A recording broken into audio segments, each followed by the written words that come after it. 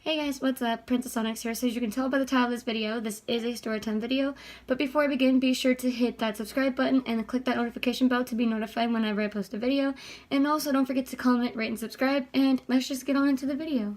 So this is the story of my dog attacking me. And I'm just gonna go ahead and get into it right now. So on December 9th of 2017, my parents and I were getting ready to go out for the weekend.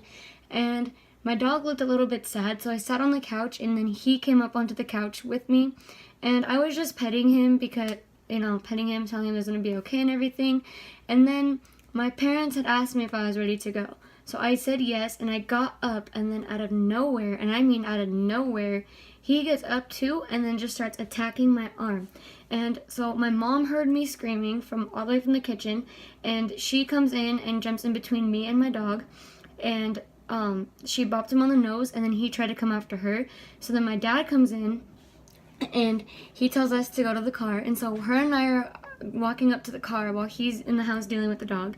And so he finally gets up to the car, and we're on our way to the hospital. So at the time, my mom was working 2 jobs, and she was on the phone with her second job.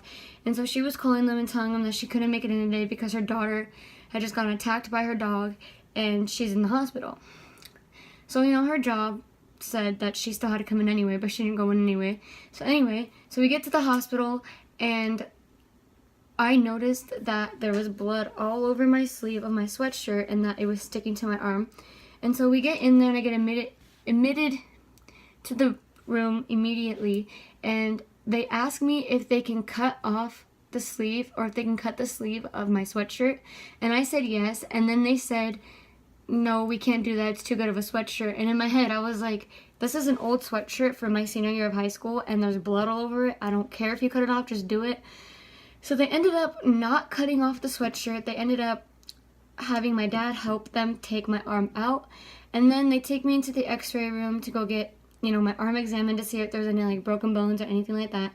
So they asked me if I can bend my arm this way, and I was like, I can't even bend my arm at all. So they basically just had me do the x-ray like this. And then after the whole x-ray thing, they take me back to the room, and we're just waiting and waiting. Maybe an hour or so later, they come back and they say that there was no broken bones, but there is muscle damage. So I was like, oh great. So then they clean out this, the wounds and everything with this weird liquid stuff that kind of burns a little bit, but not really. So they clean out the wounds and everything, and then they give me medicine to kind of numb my arm so that when they give me stitches, it won't hurt. Well, this medicine, let me tell you, was kind of my best friend at the time, because I asked the doctor, even though he said beforehand, I asked him if it was going to hurt when I got stitches, and he said, no, it's not going to hurt, that's why I numbed you. And I was like, okay. And so then I got the stitches on, and they patched it up, and I had to get stitches right in the middle, right here, and then right here, and then right here. And then he also bit me other places too, but they weren't bad enough for me to get stitches. So I did get bit on my thumb, and then also over here and around here. So then after they're done with all that, we're just waiting for all the paperwork and everything so I can get out of the hospital. And we go and pick up my prescriptions there, all the antibiotics and pain medicine and stuff like that.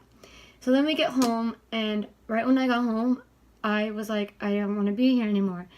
Because every time I looked at the couch, I would get a flashback of the attack. And my mom had to tell me what happened because she saw it, I didn't.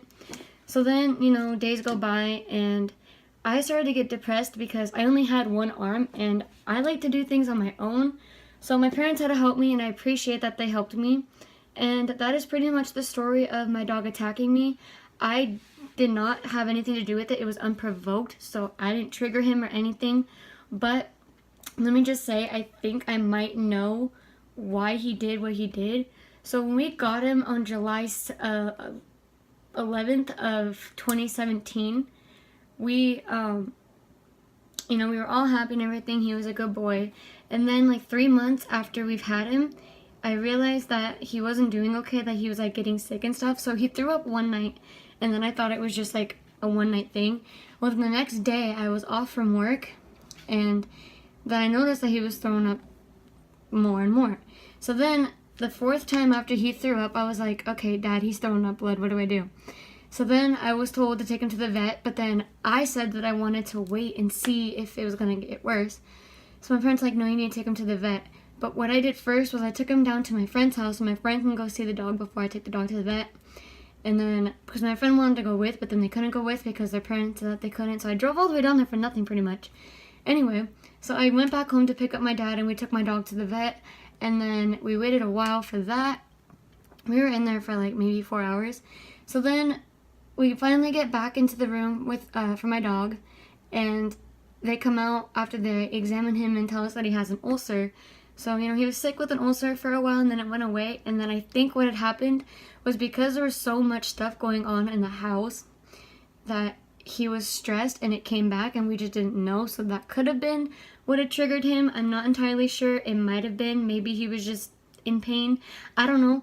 Anyway, guys, that is it for this video. I hope you enjoyed this story time video. I'm putting this out here because I want to be able to share with you guys and tell you guys that I'm not going to let this affect me in my life. I was scared of dogs for like months, and then I met my boyfriend and he's helped me with that because I don't want to be scared of dogs for the rest of my life. I love dogs. I love animals in general. And I feel like if I was scared of dogs, then I wouldn't want to be a vet, you know, in the future. So if you have like, you know, an accident, don't let it get to you. Like, it's still gonna be in here mentally, but like, don't let it affect you. It's totally fine if it does. Like me, it still affects me sometimes, especially when I look at pictures, which you'll be seeing. I still cry sometimes because I still wish that I had him, and I feel like if he was here, then, you know, I wish I just could have given him a second chance, but I couldn't. So I even told my parents that I didn't want to be in the same house as my dog. So then they took him to the vet, or not to the vet, back to the animal shelter, and he was in quarantine for 10 days, and then he was put down. I kind of regret the decision that I made because that was just the pain talking. Of course, I miss my baby so much. I want him to know that I love him to death and that he was such a good dog out of the 6 months that I've had him. And that is it for this video, guys. I hope you enjoyed it. Don't forget to comment, rate, and subscribe. And yeah, I'll see you in my next video. Tried to work it into my crease because I want